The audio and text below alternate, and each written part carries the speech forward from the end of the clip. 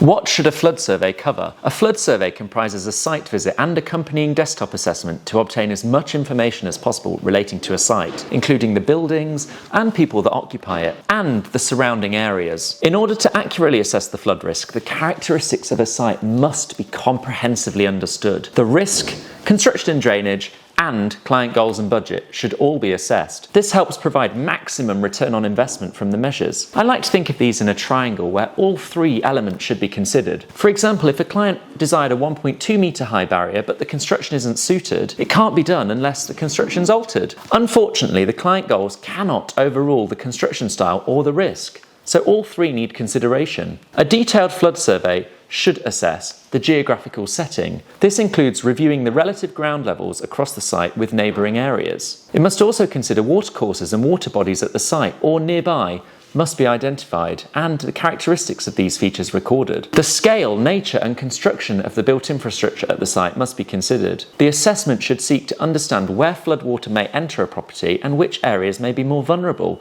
such as the locations of high-value items like white goods or boilers, and critical supplies such as electric or gas. Understanding the users of a site helps to classify the likely vulnerability to flooding. The assessment should seek to understand who occupies a site and when it is occupied and which areas are most critical to the occupiers. The nature of the existing drainage system is important. Are there separate systems for surface water or foul water? What feeds into these drainage systems and where do they drain to? What's the condition of the drainage systems and are there any misconnections? And importantly, what additional risk might the drainage system pose to the site? You must also understand how neighbouring properties and land may affect the flood risk to the site. The flood survey can also be used as an opportunity to obtain anecdotal evidence of historic flooding at the site. First-hand accounts can sometimes be more reliable than information that can be typically derived from flood maps or flood risk reports, and it gives you an opportunity to compare the account with the flood map and see whether it matches. The flood survey should also be used as an opportunity to identify any areas of uncertainty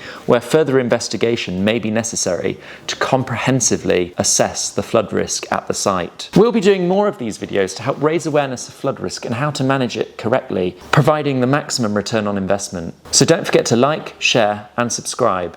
Thanks everyone, I'll see you soon.